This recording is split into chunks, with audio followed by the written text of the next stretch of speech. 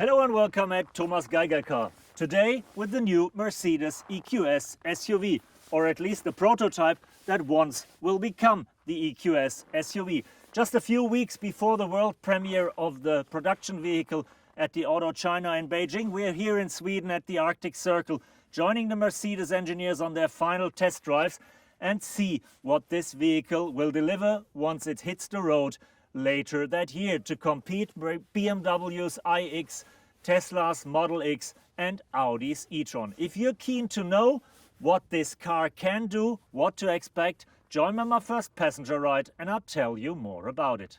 Since we're still almost 9 months ahead of the market launch of the vehicle, world premiere is going to be in April at the Beijing Auto Show. I'm only allowed to sit on the passenger seat, so no driving informations yet, and even the interior is still camouflaged, all these usual black carpets hiding the bits and pieces underneath. But since it is the EQS SUV and we all know the EQS, there won't be too many surprises. What you can already feel is that the car is a little more roomy, you got more space, you got an even higher seating position, so more luxury, more space and an easier ride. Talking about the technology, it is the EVA2 platform that Mercedes is using for the SUV as well. Means they're using the same components for the drivetrain, same batteries, same engines, maybe in a slightly different setup, but here we're talking about 107 kilowatt hours as the maximum battery capacity.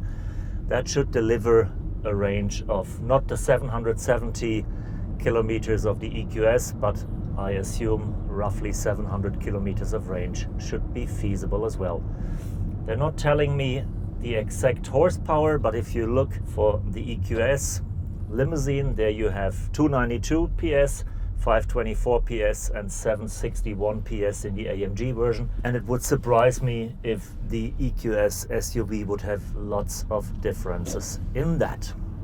After leaving the public roads, we're now on a frozen lake, a secret test area of the automotive engineers, and having a bit time to play and to really figure out what the drivetrain is capable to do, and especially what the traction control, stability control is capable to do. And the Daimler engineers have been surprised by themselves what the car is capable of. They didn't really invent and develop an off-road going SUV, but while testing it in the sand, in the desert close to Las Vegas and here in Sweden in the snow, they realized the car is a pretty good off-roader due to the instant torque and the very fine tuning of the torque distribution.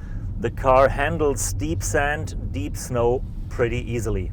On the other hand, it is very comfortable, very easy to maneuver, even if it weighs more than 2.5 tons and is longer than 5 meters, but same as the limousine, it will have a rear wheel steering, so it will be very agile.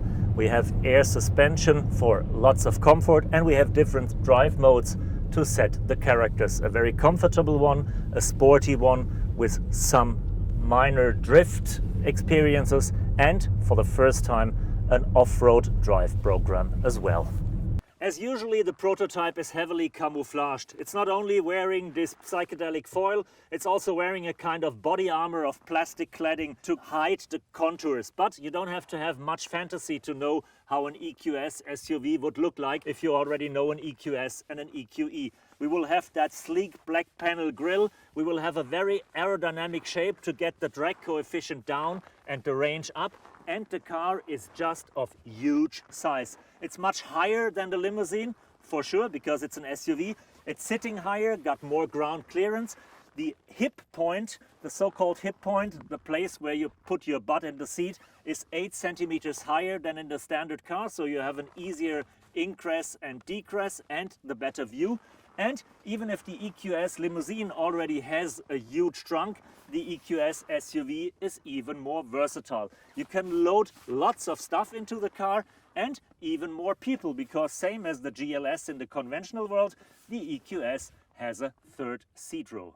The EQC might have been the first electric Mercedes SUV, but it is also the worst, because it is just a conversion and not perfectly made. EQA and EQB are already better, but this car as a dedicated electric SUV on a typical skateboard platform could well be the masterpiece of electric Mercedes SUVs and could conquer iX, Tesla Model X and Audi e-tron with an ease.